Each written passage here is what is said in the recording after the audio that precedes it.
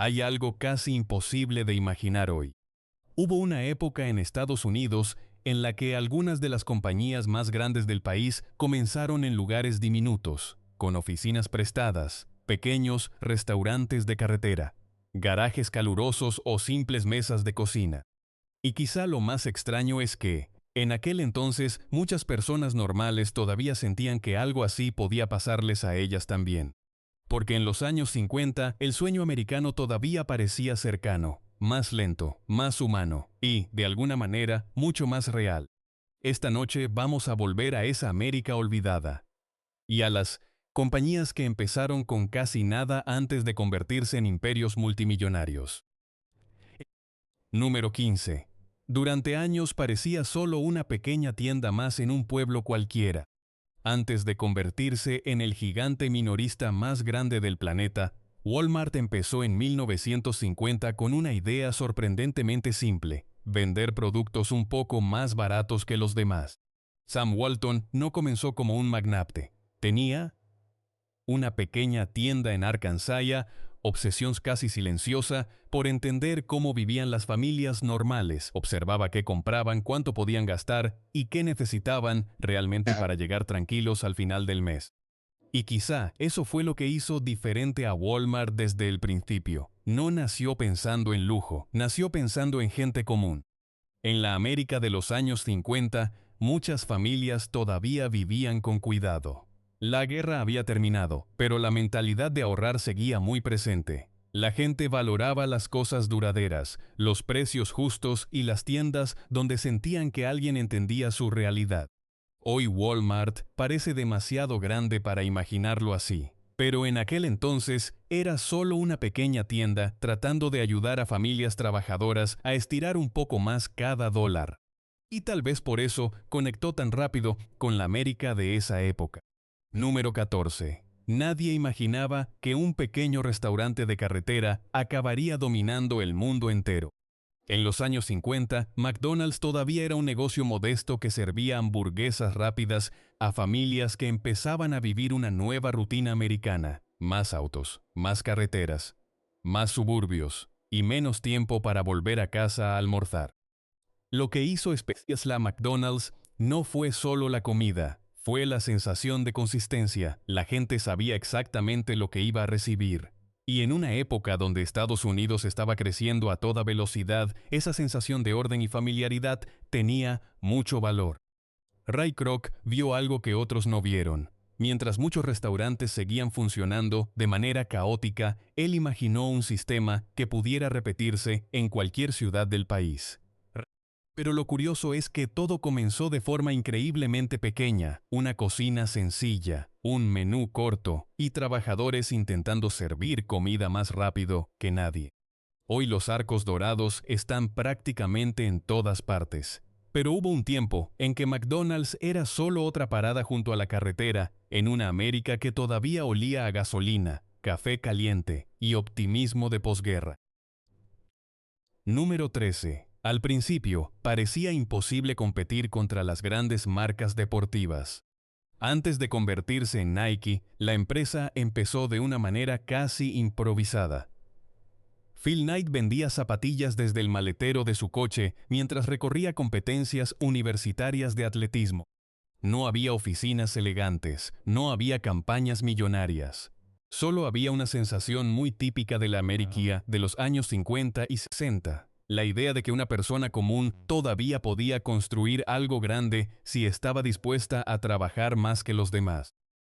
Lo interesante es que Nike nació en una época donde el deporte todavía no era una industria gigantesca como hoy. Para muchas familias, unas zapatillas deportivas simplemente eran algo práctico para la escuela o para correr un poco después del trabajo. Pero Knight entendió algo antes que casi todos. Entendió que los estadounidenses estaban empezando a obsesionarse con el movimiento, la competencia y la superación personal. Y aunque hoy Nike mueve miles de millones, hubo un tiempo en que todo dependía de unas pocas cajas de zapatos y de un hombre esperando convencer a corredores locales de probar una marca desconocida. A veces los imperios más grandes empiezan partiendo una idea demasiado pequeña para sobrevivir. Número 12. Lo que comenzó como un simple motel junto a la carretera terminó cambiando la forma en que América viajaba. Holiday Inn nació en una época donde las familias estadounidenses empezaban a conducir más lejos que nunca. Las carreteras se expandían, los suburbios crecían y millones de personas descubrían algo nuevo: las vacaciones familiares por carretera. Pero viajar en aquellos años no siempre era cómodo. Muchos moteles eran inseguros, sucios o impredecibles. Y después de horas manejando, las familias solo querían encontrar un lugar tranquilo donde descansar. Kemmons Wilson entendió eso perfectamente después de un viaje agotador con sus hijos. Así nació la idea de crear moteles limpios, confiables y familiares sin importar la ciudad. Hoy parece algo normal, pero en aquel entonces la idea de ofrecer la misma experiencia en distintos lugares todavía era bastante revolucionaria. Y quizá eso dice mucho sobre la vieja clase media estadounidense. La gente no buscaba lujo extremo, buscaba estabilidad, comodidad y la tranquilidad de saber exactamente qué esperar después de un largo día de carretera. Es curioso cómo muchas de las compañías más exitosas de esa época crecieron ofreciendo algo que hoy parece casi olvidado: paz mental. Número 11. Durante décadas, millones de estadounidenses confiaron en esta empresa para resolver uno de los mayores miedos de la vida adulta. H&R Block comenzó en 1955 de una manera sorprendentemente humilde. Dos hermanos ayudaban a personas normales a preparar impuestos en una pequeña oficina de Kansas City. Y aunque hoy eso puede sonar aburrido, en aquella época fue algo mucho más importante de lo que parece. La América de los años 50 estaba creciendo rápido. Más familias compraban casas, más personas abrían pequeños negocios, más trabajadores con formularios, impuestos y sistemas financieros que se volvían cada vez más complicados. Muchos estadounidenses se sentían perdidos. H&R Block creció porque ofrecía algo que casi siempre ha tenido valor en tiempos de cambio: claridad. La sensación de que alguien podía ayudarte a entender un sistema complicado sin hacerte sentir ignorante. Quizá por eso tantas compañías exitosas de aquella época no vendían solo productos, vendían tranquilidad. Y mirando el mundo moderno, es difícil no notar cuánto extraña a la gente esa sensación. Número 10. Antes de convertirse en una de las cadenas más famosas del mundo, Subway empezó en un lugar diminuto con muy poco dinero. En 1965, Fred DeLuca tenía apenas 17 años y necesitaba pagar sus estudios universitarios. Con ayuda de un amigo de la familia, abrió una pequeña tienda de sándwiches con un préstamo de solo $1,000. Eso era todo. No había inversionistas gigantes, no había redes sociales, no había campañas virales, solo una pequeña tienda intentando sobrevivir en una calle cualquiera. Y aún así, algo conectó con la gente. Quizá porque Subway apareció justo cuando muchos estadounidenses empezaban a buscar comidas rápidas pero simples, más ligeras, más personalizables, más cercanas a la idea de comida casera. Lo interesante es que durante gran parte de su historia, Subway no se veía como una gran corporación, se sentía como un negocio local, familiar, accesible. Y tal vez esa fue parte de su magia. Porque en la vieja América, muchas personas confiaban más en empresas que parecían humanas, no gigantes imposibles de entender. Hoy eso casi se siente raro. Número 9. Durante mucho tiempo, parecía solo otra pequeña cadena de pizzas para estudiantes y familias trabajadoras. Domino's comenzó en 1960 cuando dos hermanos compraron una pequeña pizzería en Michigan. El lugar era modesto, el menú era corto y el dinero apenas alcanzaba para mantener el negocio abierto. Pero lo que vino después terminó cambiando la manera en que millones de estadounidenses comían en casa. En aquellos años, la vida familiar todavía giraba mucho alrededor del hogar. Las cenas importaban, las noches tranquilas importaban. Y pedir comida todavía se sentía como algo especial, no como una rutina diaria. Domino's entendió algo muy simple. Las personas cansadas después del trabajo querían comodidad sin complicaciones. No intentaron crear un restaurante elegante. Intentaron crear un sistema rápido, confiable y fácil para familias normales. Y quizá eso explica por qué tantas compañías de aquella época crecieron tan rápido. Muchas no perseguían tendencias, simplemente resolvían pequeños problemas cotidianos mejor que los demás. Hoy las entregas rápidas parecen normales, pero hubo un tiempo en que recibir una pizza caliente en casa todavía parecía casi un pequeño lujo americano. Número 8. Es difícil creer que una de las compañías tecnológicas más poderosas del mundo empezara en un pequeño edificio casi anónimo. Intel nació en 1968, mucho antes de que la mayoría de las personas imaginara un mundo lleno de computadoras, teléfonos inteligentes e Internet. En aquel entonces, la tecnología todavía parecía algo lejano, frío, complicado, algo reservado para científicos, universidades o grandes corporaciones. Y sin embargo, dentro de una pequeña empresa recién creada, unos pocos ingenieros estaban construyendo silenciosamente piezas que terminarían cambiando la vida moderna entera. Lo curioso es que Intel no comenzó con una imagen glamorosa. No tenía el estilo futurista que hoy asociamos con Silicon Valley. De hecho, muchas de las primeras compañías tecnológicas parecían sorprendentemente normales: oficinas pequeñas, equipos reducidos, personas trabajando largas horas sin saber realmente hasta dónde llegarían. Y quizá eso hace que la historia sea aún más fascinante. Porque mirando el mundo actual, es fácil pensar que los gigantes siempre fueron gigantes.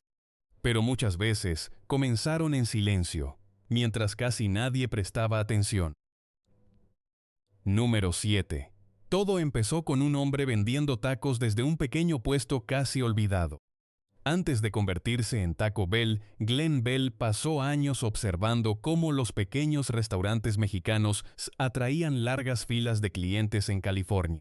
Y lo interesante es que, en los años 50, la comida mexicana todavía no era algo completamente integrado en la vida cotidiana de muchos estadounidenses. Pero Bell vio una oportunidad donde otros solo veían un negocio pequeño. Abrió un restaurante sencillo, rápido y barato. Nada sofisticado, nada elegante, solo comida accesible para trabajadores, estudiantes y familias que querían cenar sin gastar demasiado. Eso conectó perfectamente con la América de posguerra, una sociedad cada vez más acelerada, más suburbana y más acostumbrada a comer fuera de casa. Hoy Taco Bell es una marca gigantesca, pero al principio era simplemente otro pequeño negocio intentando sobrevivir entre carreteras, estaciones de servicio y barrios en expansión. Y quizá ahí está una de las historias más repetidas de la vieja América. Muchas fortunas comenzaron resolviendo necesidades muy simples para personas normales. Número 6. Nadie esperaba que una pequeña empresa de juguetes terminara convirtiéndose en parte de la infancia de millones de personas. Mattel comenzó en un pequeño taller en California en 1945, fabricando marcos para fotografías y muebles de juguete con materiales sobrantes. No parecía el inicio de un imperio, pero los fundadores entendieron algo profundamente humano. Después de años difíciles marcados por la guerra, las familias estadounidenses querían volver a construir una vida más cálida, más estable y más optimista para sus hijos. Y los juguetes se volvieron parte de esa nueva América. Con el tiempo, Mattel creó productos que terminaron entrando en casi todos los hogares del país. Pero durante sus primeros años, seguía siendo una empresa pequeña intentando encontrar su lugar en un mercado incierto. Lo curioso es que muchas compañías gigantes de esa época crecieron junto con el crecimiento emocional de la clase media estadounidense. No vendían solamente objetos. Vendían pequeños símbolos de comodidad, estabilidad y esperanza para familias que intentan creer nuevamente en el futuro. Número 5. Durante años parecía solo una pequeña empresa de alquiler de autos para viajeros comunes. Budget Rent-A-Car nació en 1958 con una idea bastante sencilla: ofrecer autos más baratos para personas que no podían pagar las compañías más lujosas. Y eso dice mucho sobre la América de aquella época. Los años 50 y 60 fueron décadas donde millones de familias empezaron a viajar más. Las carreteras interestatales crecían, los aeropuertos se llenaban, y cada vez más estadounidenses querían moverse libremente por el país. Pero no todos tenían mucho dinero. Butchett entendió algo importante. La clase media americana no siempre buscaba lujo. Muchas veces solo quería opciones razonables, prácticas y accesibles. Curiosamente, esa filosofía ayudó a construir algunos de los negocios más grandes del siglo pasado. Porque antes de que las empresas se obsesionaran con parecer exclusivas, muchas crecían simplemente ayudando a la gente normal a vivir un poco mejor sin gastar demasiado. Número 4. Todo comenzó con un pequeño restaurante familiar administrado casi como cualquier otro negocio local. Marriott empezó en 1927 como un puesto de bebidas refrescantes en Washington, D.C. Pero durante los años 50 la compañía empezó a expandirse seriamente hacia hoteles y servicios para viajeros. Y una vez más, la historia encaja perfectamente con aquella América en transformación. La gente viajaba más, las ciudades crecían, los trabajos corporativos aumentaban, y millones de estadounidenses comenzaban a moverse constantemente entre estados por negocios o vacaciones. Pero lo que diferenciaba a Marriott no era solamente el tamaño, era la obsesión por la experiencia del cliente.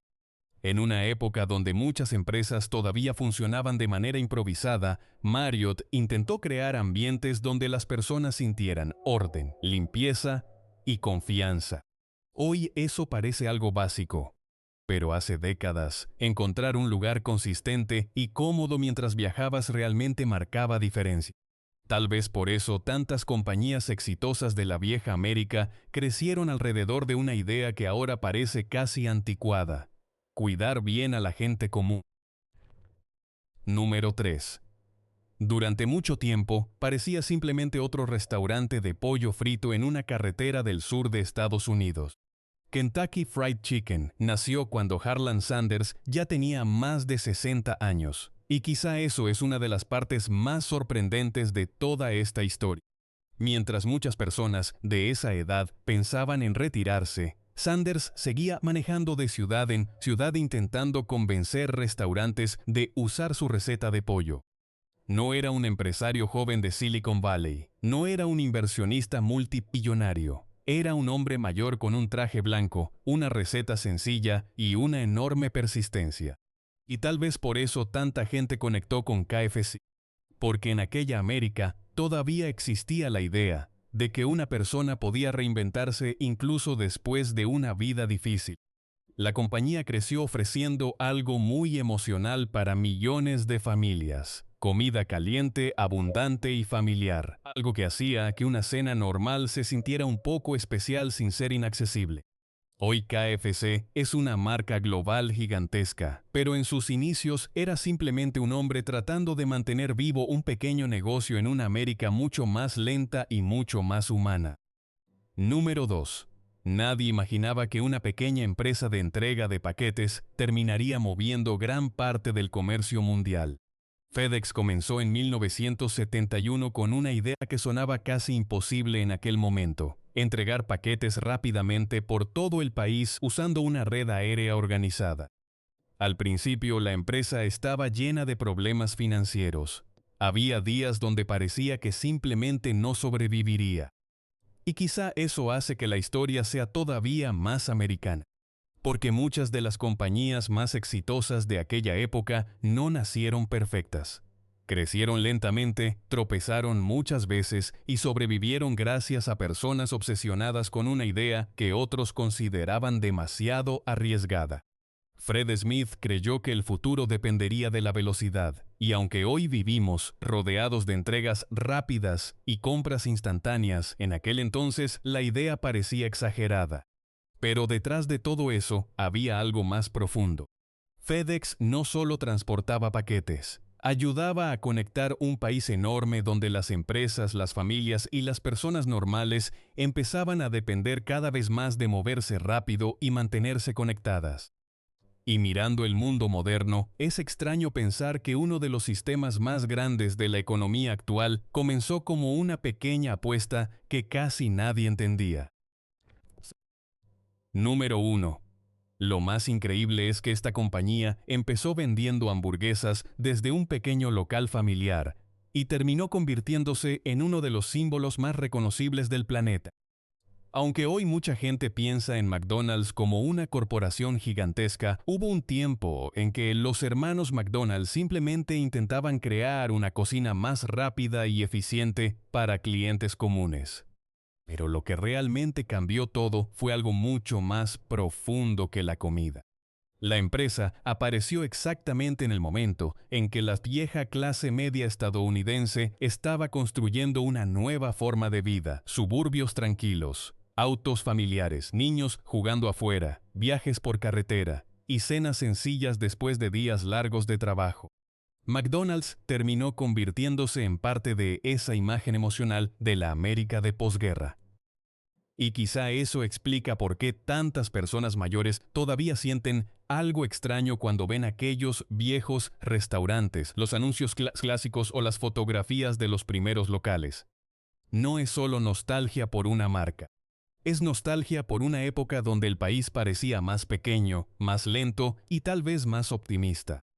Lo curioso es que muchas de las compañías multimillonarias de esta lista comenzaron casi de la misma manera, con negocios pequeños, con riesgos enormes, y con personas normales que todavía creían que el futuro podía construirse poco a poco. Hoy ese tipo de historias casi parecen irreales, pero durante un tiempo fueron parte del corazón mismo de Estados Unidos. A veces es fácil pensar que estas compañías siempre fueron gigantes imposibles de alcanzar, pero la mayoría empezó en una América muy distinta. Una América donde pequeños negocios familiares todavía podían crecer lentamente, donde las personas confiaban más unas en otras, y donde muchas familias sentían que el futuro, aunque imperfecto, todavía tenía cierto sentido de estabilidad. Quizá por eso tantas de estas historias siguen resonando décadas después, porque no hablan solamente de dinero. Hablan de una época en la que millones de estadounidenses comunes creían que el esfuerzo paciente todavía podía construir algo duradero. Y tal vez esa sea una de las cosas que más gente extraña hoy. No solo las viejas compañías, sino la sensación de posibilidad que existía alrededor de ellas. Si este tipo de historias todavía le recuerdan algo familiar, quizá no sea casualidad, porque algunas partes de aquella vieja América todavía viven en la memoria de quienes la conocieron.